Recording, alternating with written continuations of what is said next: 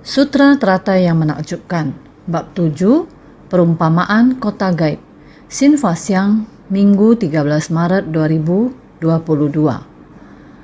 Memuji dalam bentuk syair dan memohon agar memutar roda Dharma yang menakjubkan, episode 1013. Dengan menegakkan sila dan memupuk berkah, menerapkan ketulusan dan kebenaran, akan menikmati kebajikan dari keyakinan dan kesungguhan. Istana adalah buah dari memberikan persembahan dan menciptakan segala karma. Keberkahan dalam kehidupan lampau, mempraktikkan dharma, bajik, dan masuk ke tengah orang banyak. Guna memupuk benih dan buah tanpa kebocoran. Bermula dari maksud kedatangan yang paling awal, dengan tulus mendekat dari jauh. Untuk melatih diri harus dari sebersit niat pikiran yang paling tulus. Arah tujuan yang benar, keyakinan kita haruslah teguh. Harus benar-benar sepenuh hati dalam kehidupan sehari-hari. Manusia, masalah, benda, semuanya tidak lain adalah pelatihan tentang ketulusan, kebenaran, keyakinan, kesungguhan. Dalam keseharian kita sebenarnya adalah memupuk berkah. Saat yang sama juga mematuhi sila. Ketulusan adalah perlakuan sepenuh hati terhadap orang. Ini adalah ketulusan. Sebagai orang, kalau tidak ada niat yang tulus, antara sesama tidak bisa harmonis. Setiap orang ada satu hati. Masing-masing hati tidak punya arah yang sama. Seandainya demikian, jalan tidak akan benar. Mana ada kemampuan mematuhi prinsip kebenaran di dunia ini? Jadi kita harus menegakkan sila dan memupuk berkah. Menegakkan sila dan memupuk berkah harus dimulai dari satu niat hati yang tulus. Mesti punya arah yang benar. Sila baru dapat dipertahankan. Aturan sila baru tidak kacau urutannya. Oleh karena itu, hati yang lurus dan tulus bagi seorang praktisi adalah begitu penting. Tidak hanya seorang praktisi, semua orang di masyarakat juga perlu menerapkan ketulusan dan kebenaran. Dengan demikian, baru dapat menjaga sila dan aturan dengan baik. Apabila kita dapat menjaga sila dan aturan dengan baik, dengan sendirinya akan memiliki kebajikan dari keyakinan dan kesungguhan. Kita perlu menjalin kepercayaan dengan orang. Perkataan kita harus lebih dapat dipercaya daripada perjanjian tertulis. Tanpa kepercayaan, apapun yang ditulis dalam surat perjanjian juga tidak ada gunanya. Ada orang berkata, kata-kata tidak dapat diperhitungkan. Mari lihat surat perjanjian, ditulis secara hitam di atas putih. Apabila tidak ada hati yang tulus, yang tertulis di dalam tulisan juga dapat diinterpretasi secara berbeda. Dunia sekarang ini kacau balau. Naskah yang sudah ditulis, karena naskah yang sudah ditulis, jadi menciptakan bagaimana caranya menulis naskah. Apabila mau pilih-pilih, ini juga akan menciptakan masyarakat tidak bisa menemukan kedamaian. Jadi dapat dikatakan kepercayaan kata-kata yang keluar dari mulut sepatah kata lebih berat dari gunung Taisan. Satu kalimat yang sudah dikatakan itu adalah kata-kata serius. Harus menjaga kepercayaan dan sangat hati-hati. Jadi dikatakan kepercayaan adalah asal mula terbentuknya karakter kita. Saya percaya kata-kata orang ini. Apabila kata-kata orang ini cukup didengarkan saja, berubah terus-menerus. Tidak ada bedanya ada didengar atau tidak didengar. Kata-kata orang yang dapat dipercayai. Kepercayaan sama beratnya dengan gunung Taisan. Jadi inilah yang harus kita latih sehari-hari. Kepercayaan yang terpenting. Pada bab metode terampil, bab perumpamaan, kepercayaan terus ditekankan.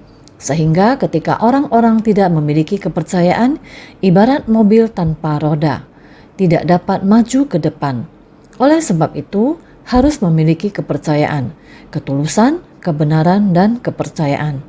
Jika seseorang benar dan tulus, orang-orang yang bekerja sama dengan dia akan tenang, membuat batin orang-orang tenang, sehingga harus menjaga kepercayaan dan ketulusan kita. Ini adalah kebajikan yang membuat orang-orang percaya dengan kita. Mengamalkan sesuai dengan yang diajarkan. Ini adalah orang yang memiliki kebajikan, sehingga Dengan menegakkan sila dan memupuk berkah, menerapkan ketulusan dan kebenaran, akan menikmati kebajikan dari keyakinan dan kesungguhan. Ini sangatlah penting, seperti yang baru dibahas pada bab perumpamaan kota gaib. Ketika Buddha Mahabhisna Janana Bibu mulai duduk di tempat pencapaian pencerahan.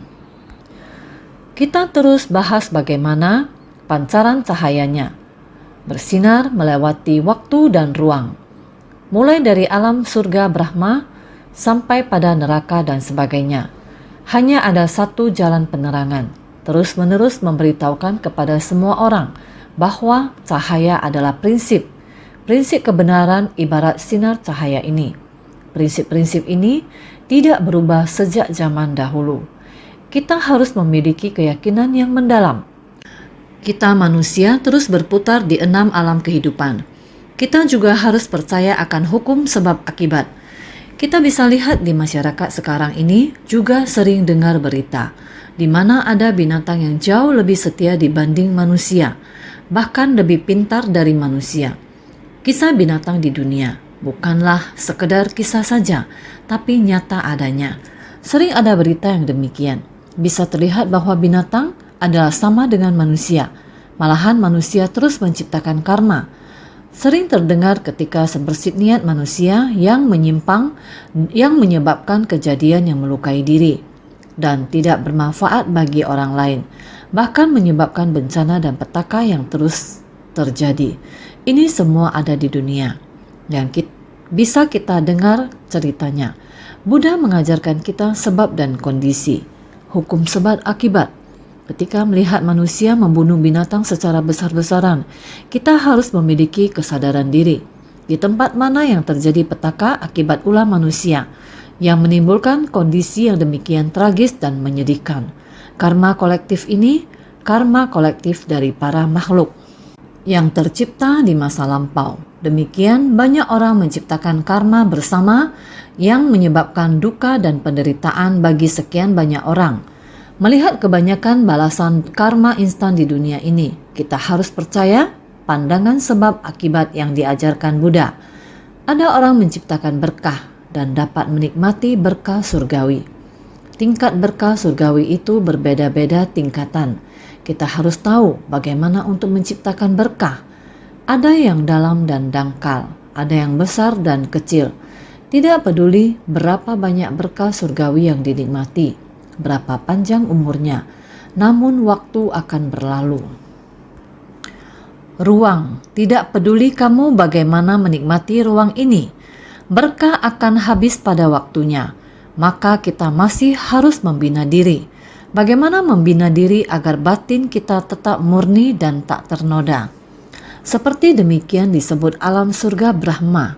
Mereka menikmati segala benda yang berwujud, memiliki berkah material, namun mereka tidak memiliki nafsu birahi, tidak memiliki perilaku yang demikian, sehingga batin mereka sangat murni, menikmati berkah materi secara tuntas. Ini adalah alam surga Brahma.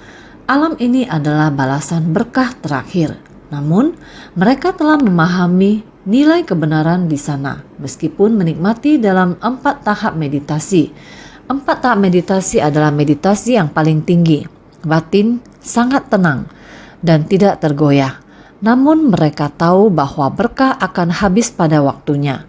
Sama juga tidak dapat terlepas dari samsara. Setelah berkah berakhir, sama juga karma masih tetap ada dan masih akan jatuh ke dalam alam manusia, alam neraka, alam setan, kelaparan, dan alam binatang. Jadi meskipun istana sangat agung, ini adalah hasil dari memberi persembahan dan menciptakan segala karma. Keberkahan dalam kehidupan lampau menciptakan sangat banyak karma keberkahan. Bukan hanya menciptakan berkah dengan melatih meditasi, juga adalah orang yang menaati aturan dan sila. Hanya saja pemahaman terhadap nilai kebenaran masih belum terunggul. Ini seperti Sravaka dan Pratekya Buddha. Mereka mengerti semua ajaran Sang Buddha, tetapi mereka hanya melatih demi diri mereka. Mereka hanya ingin memiliki pikiran yang jernih. Kapan sebab dan kondisi akan muncul kembali? Sebersit niat pikiran keliru timbul, semua berkah akan lenyap. Pemikiran yang keliru akan menciptakan karma yang mencemari. Saat mereka menciptakan karma lagi dan membuka pintu karma, dengan sendirinya akan memperbanyak kegelapan batin. Mereka akan jatuh kembali ke 3 alam kelahiran rendah, 5 alam kehidupan dan 4 jenis kelahiran. Maka hanya dengan menggarap berkah dan menikmati berkah bukanlah tujuan utama kita. Ketenaran, kekayaan, dan status berlalu bagaikan awan dan asap. Itulah sebabnya banyak orang bijaksana melepas ketenaran, kekayaan, dan status mereka untuk bersungguh-sungguh melatih diri. Melatih diri di tengah orang banyak. Bagaimana cara melakukannya? Mempraktekkan dharma bajik adalah kebajikan dalam masyarakat. Maka guna memupuk benih dan buah tanpa kebocoran. Dengan menegakkan sila dan memupuk berkah, menerapkan ketulusan dan kebenaran, akan menikmati kebajikan dari keyakinan dan kesungguhan. Istana adalah buah dari memberikan persembahan dan menciptakan segala karma. Keberkahan dalam kehidupan lampau, mempraktekkan dharma bajik dan masuk ke tengah orang banyak, guna memupuk benih dan buah tanpa kebocoran. Bermula dari maksud kedatangan yang paling awal dengan tulus mendekat dari jauh, mempraktekkan dharma bajik dan masuk ke tengah orang banyak, guna memupuk benih dan buah tanpa kebocoran. Di tengah kerumunan orang banyak terdapat berbagai jenis orang dengan berbagai macam jenis tabiat atau fasana, berbagai jenis penderitaan, berbagai jenis kegelapan batin. Di tengah orang banyak terdapat begitu banyak jenis tabiat, penderitaan, kegelapan batin. Siapa yang akan datang dan menyelamatkan mereka? Hanya Sang Buddha dan Bodhisattva. Dengan kewelas asihan Sang Buddha, maka datang ke dunia dari kehidupan demi kehidupan.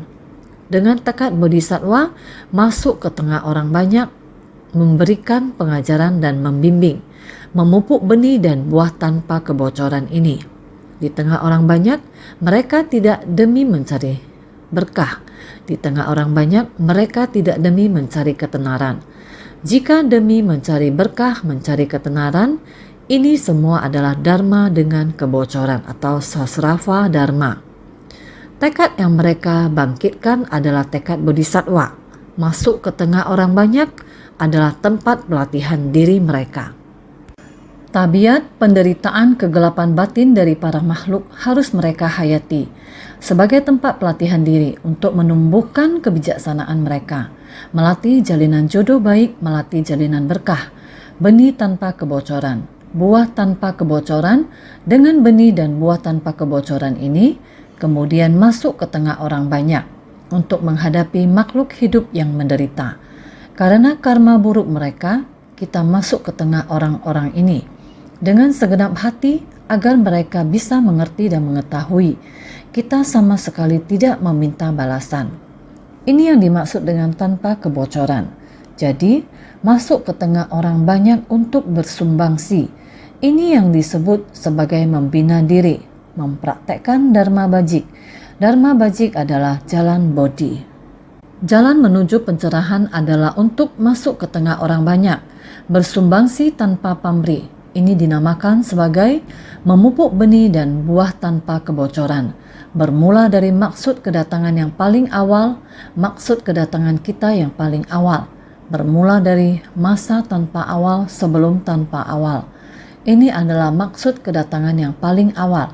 Sama seperti Raja Dewa Brahma dan pengikut Brahma yang datang mencari cahaya. Sampai ke tempat pencapaian pencerahan Buddha Maha Pisna Janana Bibu untuk mencari nilai kebenaran ini. Sama halnya, kita setiap orang bermula dari maksud keadaan yang paling awal. Kita sekarang melatih diri. Kita sekarang ingin menghayati nilai kebenaran ini. Niat tulus ini adalah mendekat dari jauh, dari jarak yang sangat jauh sejak masa tanpa awal sebelumnya, begitu lamanya, terus menerus hingga sebersih niat pikiran sekarang ini. Sebersih niat ini adalah tatata kita, batin kita yang nyata dan tulus. Karena kita tidak kehilangan sebersih niat ini, selalu berdiam sejak masa tanpa awal. Hanya saja tertutupi oleh ketidaktahuan. Sekarang bagaimana kita harus menghapus ketidaktahuan, yaitu diperlukan secerca cahaya. Barulah dapat menghapus kegelapan dan ketidaktahuan. Jika mencari dharma yang melampaui duniawi, tidak dapat dilakukan dengan memohon saja. Pengetahuan dunia yang terkondisi. Yang perlu kita cari adalah dharma tak terkondisi, dharma yang melampaui duniawi. Inilah sebabnya kita melatih diri dengan meninggalkan kehidupan berkeluarga. Semoga semua orang dapat bersungguh hati menghayati ajaran dharma dari Buddha. Sang Buddha sangat berusaha keras. Hati makhluk awam selalu ditutupi oleh kegelapan batin. Terpengaruh oleh nama dan rupa di dunia membuat kita tertutupi. Membuat batin kita, kegelapan batin sulit berkonsentrasi.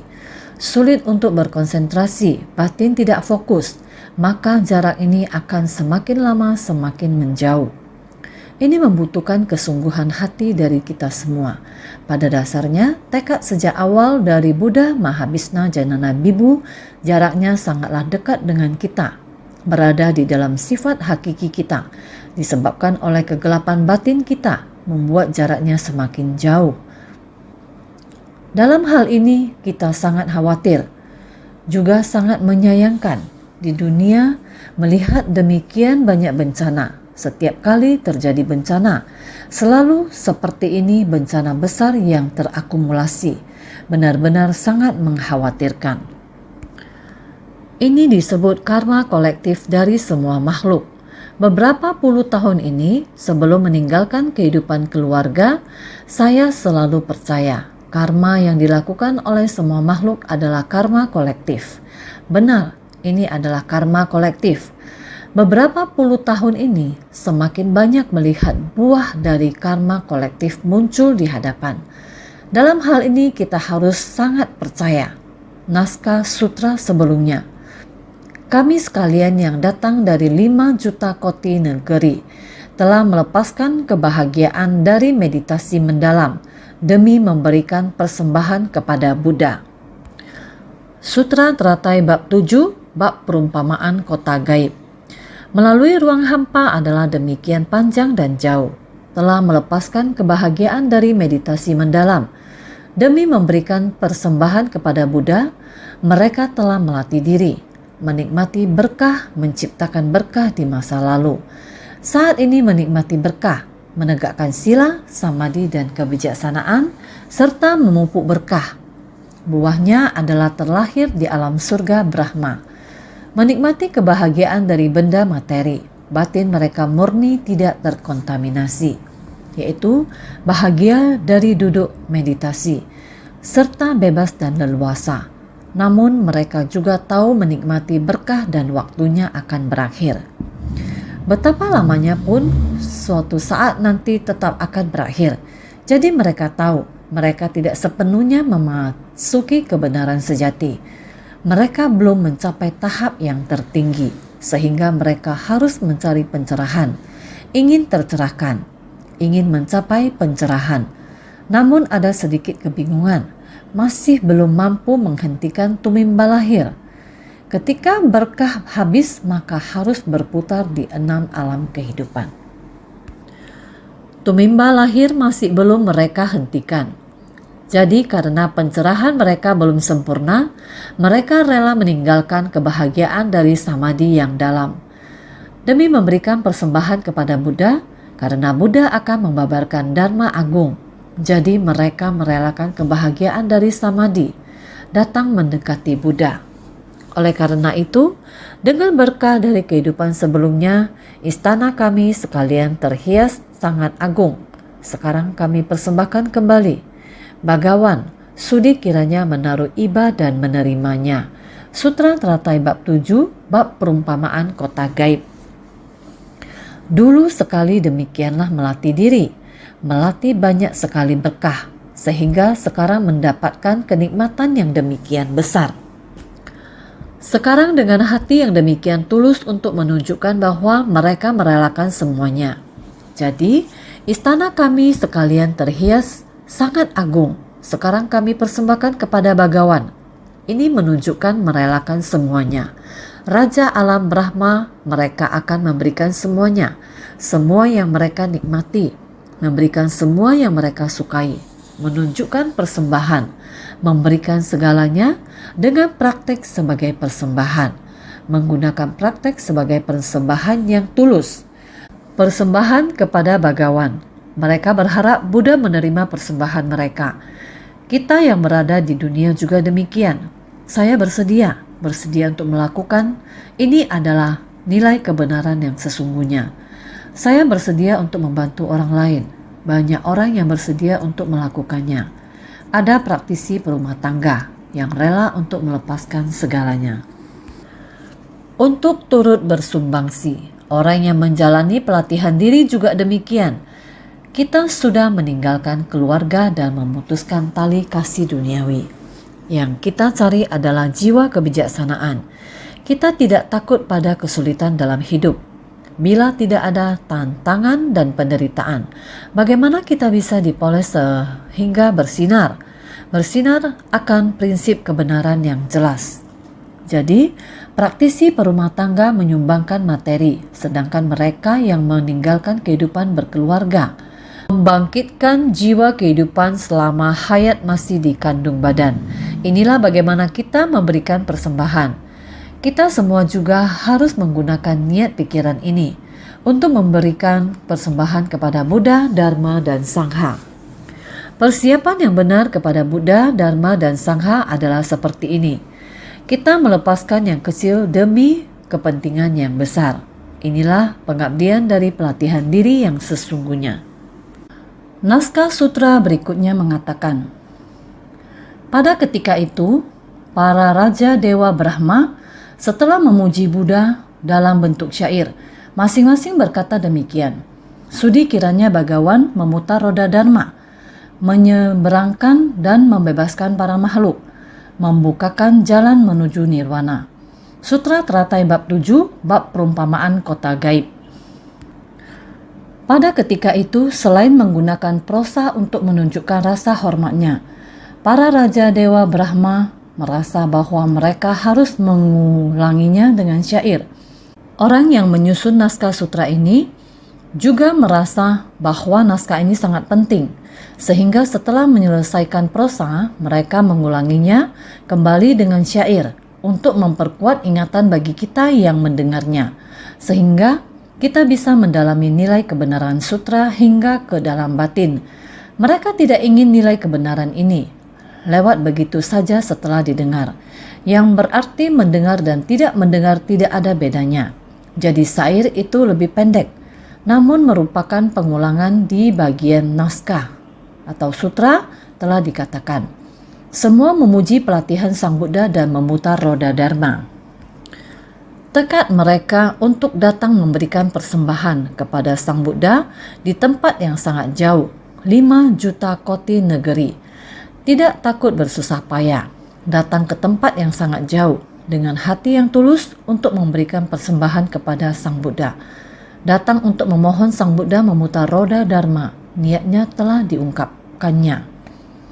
Sehingga masing-masing berkata demikian. Semua orang mengatakannya dengan serentak. Sudi kiranya Bhagawan memutar roda Dharma, menyebarkan dan membebaskan para makhluk, membukakan jalan menuju nirwana, memohon pada Sang Buddha untuk memutar roda Dharma untuk menyelamatkan para makhluk, membukakan satu jalan kondisi batin yang hening dan jernih, jalan menuju kehidupan dan kematian yang abadi. Ini disebut jalan menuju nirwana. Inilah yang dibutuhkan surga Brahma. Yang mereka nikmati telah dinikmati semuanya. Nilai kebenaran masih ada sedikit tidak jelas. Kehidupan dan kematian belum terputus. Yang dibutuhkan mereka sekarang adalah Dharma sejati untuk bisa memutuskan samsara, memohon pada welas asih Sang Buddha, memutar roda Dharma ini. Ini penjelasannya. Ini menjelaskan kalau para Dewa Brahma dari penjuru timur memohon kepada Buddha Mahabhisna Janana Bibu agar memutarkan roda Dharma dan Buddha mengisyaratkan persetujuannya. Raja Dewa Brahma telah datang dari penjuru timur. Sang Buddha telah menyetujui secara tersirat. Tapi belum mulai. Jadi, pada ketika itu terlebih dahulu menyatakan, pada ketika itu para raja dewa Brahma setelah memuji Buddha dalam bentuk syair, terlebih dahulu menyatakan kalau memberikan persembahan untuk menunjukkan penghormatan pada doktrin ajaran dan memuliakan dharma, memuji Buddha dan mendermakan. Memberikan pujian dalam bentuk syair adalah menunjukkan berlindung dan memuja. Dalam naskah diungkapkan ketulusan persembahan mereka terlebih dulu. Ketulusan persembahan itu adalah penghormatan mereka, mengekspresikan sikap sangat menghormati. Yang dihormati adalah untuk mengejar ajaran kebenaran, prinsip kebenaran setelah pencerahan Sang Buddha. Ingin meminta Sang Buddha untuk mengajarkan, memuliakan dharma, memuji Buddha dan mendermakan. Mereka datang dan mempersembahkan istana mereka, menyatakan segala kesediaan mereka untuk berdana. Demi nilai kebenaran ini melakukan perjalanan khusus, bersedia memberi persembahan. Inilah maksud yang diungkapkan dalam naskah sutra sebelumnya. Naskah sutra selanjutnya mengatakan, masing-masing berkata demikian. Semua orang memiliki keinginan yang sama, maka itu dikatakan keinginan sejuta umat serentak bersuara. Banyak sekali orang bertekad yang sama. Jadi, mulut yang berbeda, mulut tumbuh di setiap muka orang. Tetapi ketika hati semua orang berkumpul, semua orang memiliki suara atau pikiran yang sama. Dengan begini, memohon pada Bhagawan. Memohon Sang Buddha, sudi kiranya memutar roda dharma yang menakjubkan bagi persamuhan agung. Masing-masing berkata demikian, sudi kiranya Bhagawan memutar roda dharma, memohon pada Bhagawan agar sudi kiranya memutar roda dharma yang menakjubkan bagi persamuhan agung. Masih ingat saat Buddha Sakyamuni mencapai kebudaan? Harus bagaimana menghadapi para makhluk yang keras kepala, sulit dibimbing, sulit dijinakkan. Harus menggunakan metode apa untuk menghadapi para makhluk ini jika para makhluk tidak memiliki tekad, jika akar kapasitasnya tumpul dan rendah, jika dharma tidak terserap ke dalam batin? Adakah manfaatnya membabarkan dharma kepada mereka? Saat itu juga terdapat para dewa yang datang memohon kepada Sang Buddha untuk memutar roda dharma. Saat para Buddha akan membabarkan dharma agung atau saat baru akan memutar roda dharma, semuanya dimulai dengan ritual demikian. Para dewa terutama ketika pembabaran dharma sejati, dewa-dewa dari surga Brahma juga datang. Maka ini adalah menyelamatkan dan membebaskan. Karena menyeberangkan dan membebaskan para makhluk membukakan jalan menuju nirwana. Ini bukan saja terhadap yang ada di 5 alam kehidupan dan 4 jenis kelahiran, sebenarnya termasuk juga 3 kelompok alam. Semua yang berdiam di 3 kelompok alam termasuk di dalamnya. Ketika berkah surgawi mereka telah habis, tetap saja mereka akan jatuh ke 3 alam kelahiran rendah atau 6 alam kehidupan. Maka kita harus menolong orang-orang ini agar mereka semuanya bisa terbebaskan. Untuk menyeberangkan dan membebaskan para makhluk diperlukan untuk membuka sebuah jalan menuju nirwana. Karena para makhluk sangat bimbang, tidak tahu sebenarnya dari mana datang dan hendak kemana pergi. Masih tidak tahu sehingga sangat mendambakan jalan menuju nirwana dapat dibuka. Betapa pentingnya jalan menuju nirwana. Maka inilah menyeberangkan dan membebaskan para makhluk, membukakan jalan menuju nirwana, menyelamatkan dan membebaskan segala makhluk, membuka dan menunjukkan jalan menuju nirwana tanpa kebocoran. Itulah dharma tanpa kebocoran, sungguh mempraktekkan ajaran Buddha, maka kekerumunan bersumbangsi tanpa pamrih. Demikianlah terus tanpa henti mengakumulasi jalan kebenaran ini, jalan bodhisattva. Jalan ini awalnya demikianlah dibuka oleh Buddha. Namun jika manusia tidak demikian menapaki, sementara jalan ini pada dasarnya sudah ada, dibutuhkan orang-orang praktek dalam tindakan nyata. Jadi selanjutnya bagian naskah sutra menyatakan,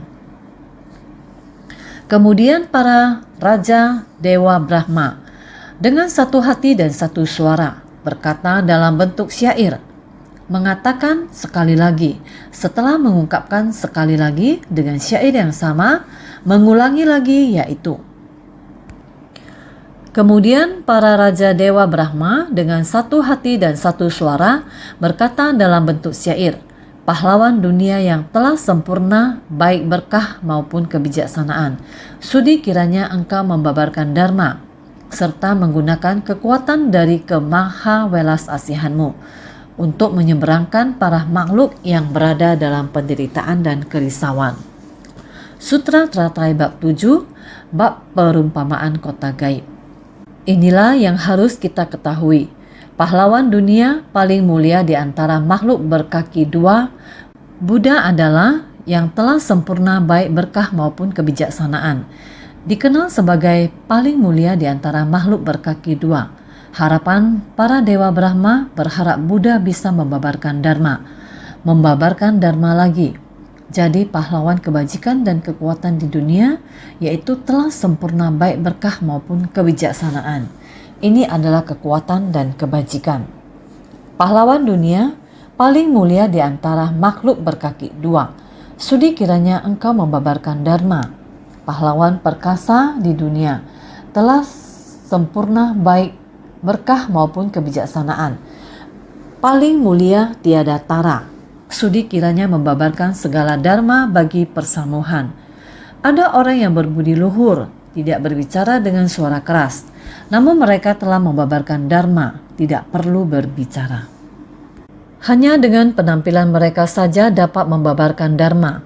Karena kekuatan kebajikan mereka, 32 tanda telah lengkap.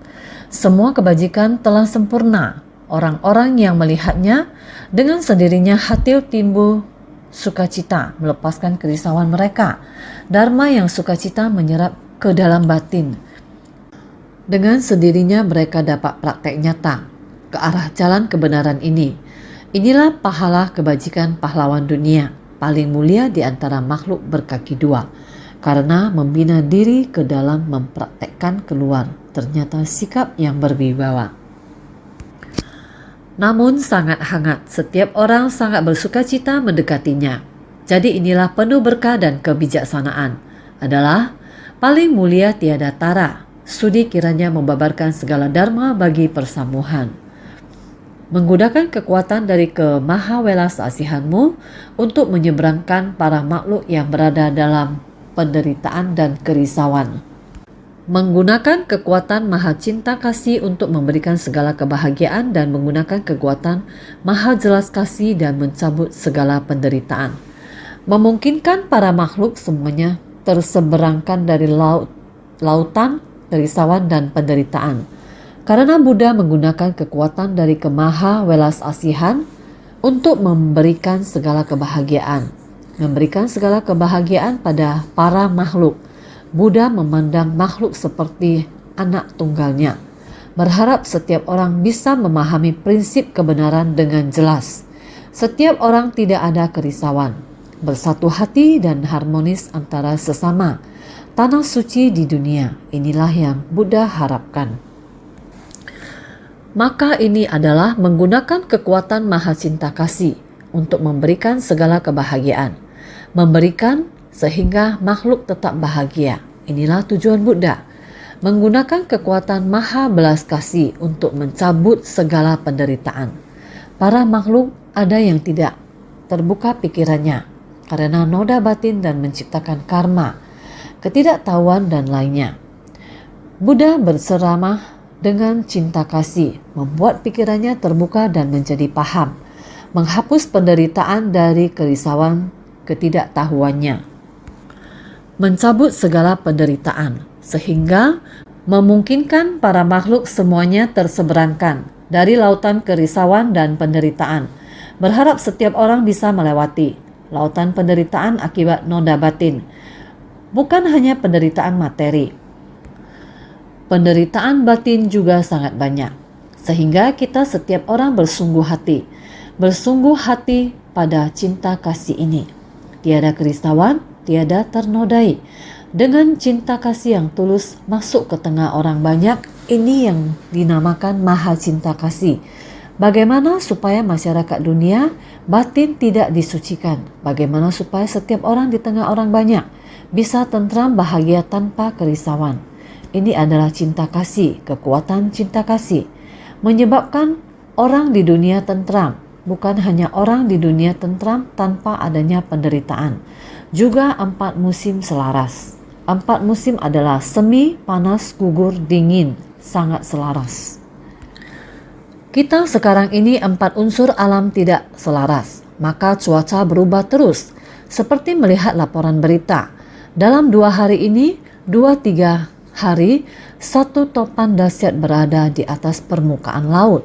Badan Meteorologi terus melaporkan, mengatakan angin topan kali ini perkembangannya seperti topan Herpes 20 tahun yang lalu, lebih dahsyat dari topan Herpes. Walaupun sekarang melihat cuaca luar sangat bagus, tetapi ketidakkekalan. Bukan hanya ketidakkekalan, adalah tidak normal, terus berubah sangat cepat. Sekarang begitu baik, kelihatannya cuaca bagus. Tidak ada angin, tidak ada hujan, matahari begitu terik. Tetapi pada sebuah jarak di permukaan laut sudah mengikuti kecepatan anginnya. Ada tekanan udara, angin, hujan. Kuat dan terus berputar, seperti mengarah ke Taiwan, terus mendekati.